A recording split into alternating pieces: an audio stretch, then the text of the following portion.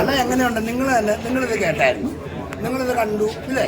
നിങ്ങൾ കണ്ടിട്ട് എന്നെ കൊണ്ട് നിങ്ങൾ പറയിപ്പിക്കുന്നത് കാരണം വെച്ച് കഴിഞ്ഞാൽ ഇതിനകത്തെന്ന് പറഞ്ഞാൽ ഞാൻ ഇന്ദ്രൻസേൻ്റെ കൂടെ ഞാനും അഭിനയിച്ചിട്ടുണ്ട്. ഇത് ശരിക്കും പറഞ്ഞു കഴിഞ്ഞാൽ ചില ആളുകൾ കയറി തിയേറ്ററിൽ അയാൾ വല്ലാതെ വിഷമിച്ച് ഒന്ന് കരഞ്ഞൊക്കെയാണ് പോകുള്ളൂ. ഇങ്ങനെയൊക്കെയാണോ ഒരു ആൾ മരിച്ചു പോയി കഴിഞ്ഞാൽ ഒരു വീട്ടിൽ കിടക്കുന്ന സംഭവം എന്ന് പറഞ്ഞാൽ അങ്ങനെ ഒരു സംഭവം. പിന്നെ അത് കോമഡി ഭാഗത്തിൽ അങ്ങോട്ട് കണ്ടുപോയി കഴിഞ്ഞാൽ കോമഡി ആയിട്ട് പോകും.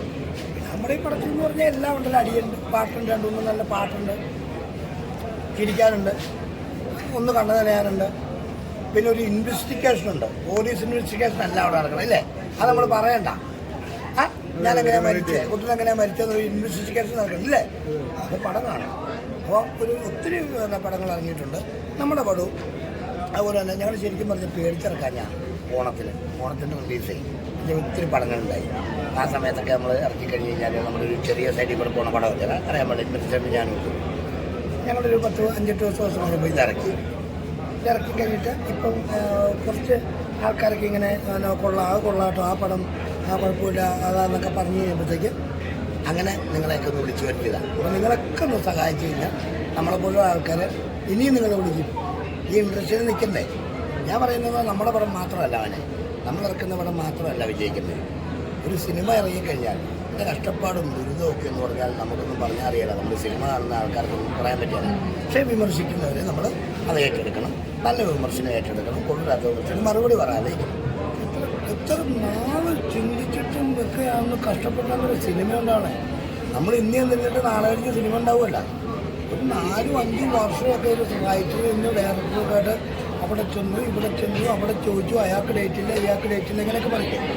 പക്ഷേ അതൊക്കെ കഴിഞ്ഞിട്ട് പടം അയാൾ ഒരു വിധത്തിൽ ഉണ്ടാക്കി പറക്കി കൊണ്ടുവന്ന് അത് റിലീസ് ചെയ്യുമ്പം ഇതുപോലെ നിങ്ങൾ വരും.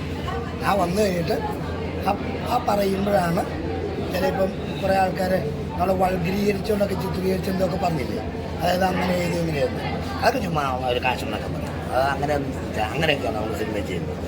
അത് അയാളുടെ കാര്യം. പക്ഷെ നിങ്ങൾ ചെയ്യേണ്ട സത്യസന്ധത എങ്ങനെ ചെയ്താൽ സത്യമായിട്ട് ചെയ്താൽ മതി. നല്ലതാണെങ്കിൽ നല്ല, ചീത്തയാണെങ്കിൽ ചെയ്താൽ ഒറ്റ വാക്കിലൊന്ന് തീരുന്നു. പിന്നെ അതിനെ ഇങ്ങനെ എടുത്തിട്ട് ഭയങ്കര വൾഗരീകരിച്ച് നമ്മളെ അതൊരു കുശുമ്പ് കുഞ്ഞായ്മ അവന് എത്തിപ്പെടാൻ പറ്റാത്ത സ്ഥലം എന്നൊക്കെ പറയും. അപ്പം വേണ്ട, നല്ലതെന്ന് പറയാം, ചീത്തയെന്ന് പറയാം. പറഞ്ഞോ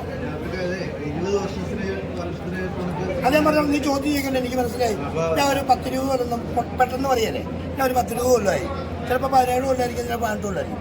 ഒരു 10 രൂപ കൊല്ലമായി എന്ന് പറയുന്നത് നമ്മളൊരു സാധനം. ഇപ്പം ഇടുക്കിയുടെ കാട്ടിൽ കൂടെ സഞ്ചരിക്കുന്ന സമയത്ത് ഒരു 2 ആനേനെ കണ്ടു. ഞാൻ അവിടെ ചായക്കട ചേർത്ത് ഞാൻ മഞ്ഞ പഠിക്കും മീൻമുട്ടിൽ 10-15 ആന. അത് അതിശയോക്തി എന്ന് പറയുന്ന വാക്കാണ് അല്ലേ? അതിശയോക്തി. മലയാളത്തിൽ അങ്ങനെയല്ല, അതിശയോക്തി. ഒന്നിനെ കൂട്ടി പറയുന്നു.